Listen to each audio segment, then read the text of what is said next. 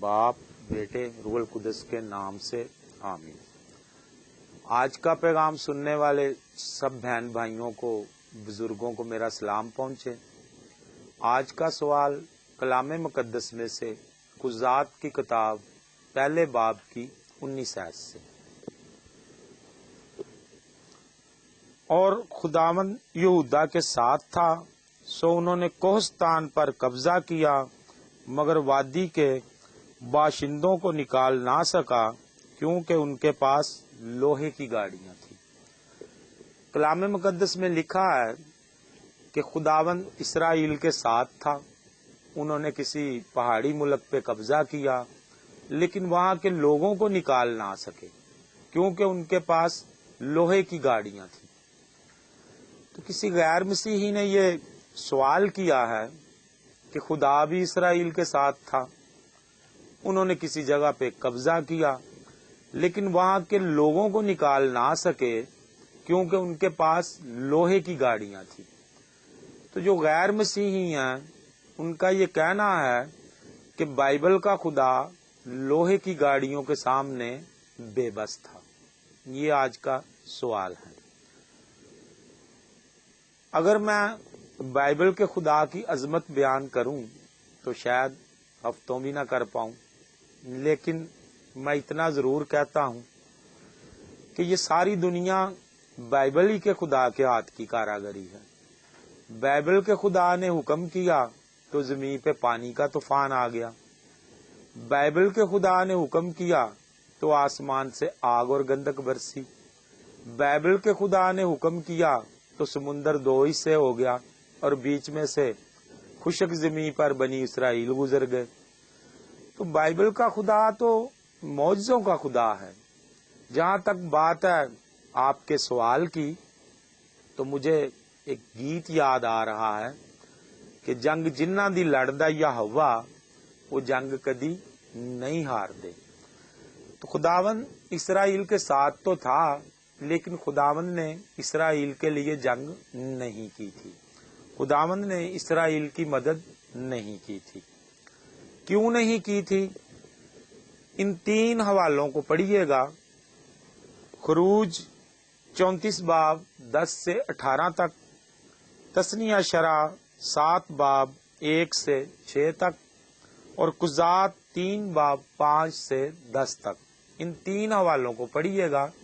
ان 3 حوالوں کا میں آپ کو مفہوم بتا رہا ہوں۔ خداوند کا بنی اسرائیل کو یہ حکم تھا کہ جس ملک پہ تم قبضہ کرو، وہاں کے لوگوں کو نکال دینا، وہاں سے کسی کو نہیں چھوڑنا، سب کو نکال دینا، ختم کر دینا سب کو، ان کے بتوں کو توڑ دینا، ان کی تراشی ہوئی مورتوں کو آگ میں جلا دینا، ان کے مذہبوں کو ڈھا دینا جن پہ وہ قربانیاں کرتے تھے، ان کی دعوتوں میں نہیں جانا، نہ تو اپنی بیٹیاں ان کے بیٹوں کو دینا، نہ ان کی بیٹیاں اپنے بیٹوں کے لیے لینا۔ اگر تم ایسا کرو گے تو پھر وہ تم سے اپنے خدا کی بندگی کروائیں گے۔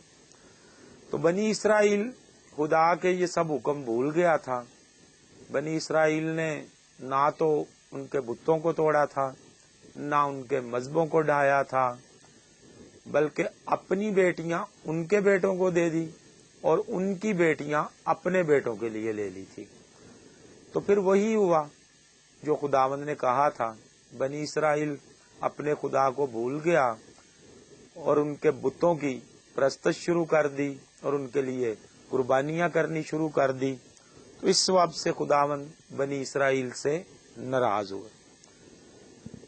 ابھی میں آپ کو قضات 2 باب کی پہلی آیت سے حوالہ پڑھ کے سنا رہا ہوں، اسی حوالے میں آپ کو اس سوال کا جواب مل جائے گا۔ اور خداوند کا فرشتہ جلجال سے بیتیل کو آیا اور کہا، میں تم کو مصر سے نکال لایا اور اس ملک میں تمہیں داخل کیا جس کی بابت میں نے تمہارے باپ دادا سے قسم کھائی تھی، اور میں نے کہا کہ میں اپنا عہد تمہارے ساتھ کبھی نہ توڑوں گا، اور تم اس ملک کے باشندوں کے ساتھ عہد نہ باندھو اور ان کے مذہبوں کو ڈھا دو، مگر تم نے میری بات نہ سنی۔ تم نے یہ کیوں کیا؟ تو اس لیے میں نے بھی کہا کہ میں ان کو تمہارے سامنے سے نکال نہ دوں گا، بلکہ وہ تمہاری پسلیوں میں ہوں گے اور ان کے مبوط تمہارے لیے پھندا ہوں گے۔ جب خداوند کے فرشتے نے ساری بنی اسرائیل سے یہ بات کہی تو لوگ اپنی آوازیں بلند کر کے روئے، اور انہوں نے اس جگہ کا نام بوکیم رکھا اور وہاں پر خداوند کے لیے قربانیاں چڑھائی۔ جب خداوند کے فرشتے نے بنی اسرائیل کو یہ پیغام دیا کہ تم نے اس قوم کے جس پہ تم نے قبضہ کیا تھا، اس قوم کے بتوں کو نہیں توڑا، ان کے مذہبوں کو نہیں ڈھایا جن پہ وہ قربانیاں کرتے تھے، تو اب یہ قومیں تمہاری پسلی میں، جیسا کہ کوئی پسلی پہ چوبک مارے، تو یہ قومیں تمہاری پسلی میں اور ان کے مبوط تمہارے لیے پھندا ہوں گے۔ جب فرشتے کا یہ پیغام بنی اسرائیل نے سنا تو پھر بنی اسرائیل یہ سمجھ گیا کہ اب خداوند ہماری مدد کو نہیں آئے گا۔ تو پھر سارا بنی اسرائیل بہت ہی زور سے رویا، اور انہوں نے اپنی خطا کے لیے جو انہوں نے کی تھی اس کے لیے قربانیاں کی، لیکن خداوند کا غضب اسرائیل پہ تھا۔ اگلا حوالہ سنیے، قضات 2 باب کی 20 آیت سے۔ تب خداوند کا غضب اسرائیل پر بھڑکا اور اس نے کہا، چونکہ ان لوگوں نے میرے عہد کو جو میں نے ان کے باپ دادا سے باندھا تھا توڑ ڈالا اور میری آواز کے شنوا نہ ہوئے، تو میں بھی ان قوموں میں سے جن کو یوشع اپنی وفات کے وقت چھوڑ گیا ہے کسی کو ان کے آگے سے دفع نہ کروں گا، تاکہ میں ان سے اسرائیل کو آزماؤں کہ آیا وہ خداوند کی راہ کو مانیں گے اور اس میں چلیں گے جیسے کہ ان کے باپ دادا مانتے تھے یا نہیں۔ سو خداوند نے ان قوموں کو چھوڑا اور انہیں جلد نہ نکالا اور نہ ان کو یوشع کے ہاتھ کے حوالے کیا۔ کلام مقدس میں لکھا ہے کہ خداوند نے ان قوموں کو جلد نہ نکالا۔ اگر ہم قضات 3 باب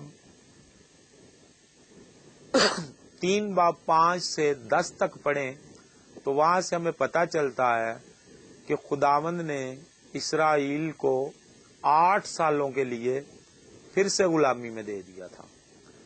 تو پھر جب 8 سال بعد بنی اسرائیل خدا کے آگے روئے، منتیں کی، تو پھر خداوند نے ایک شخص کو برپا کیا جس نے بنی اسرائیل کو رہائی دی۔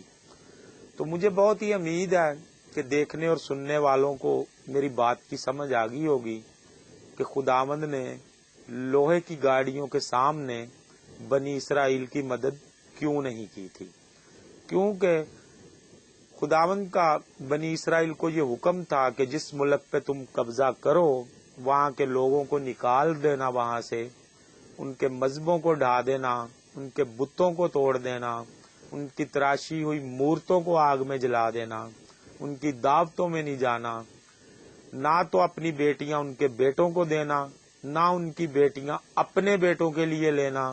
اگر تم ایسا کرو گے تو پھر وہ تم سے اپنے خدا کی بندگی کروائیں گے۔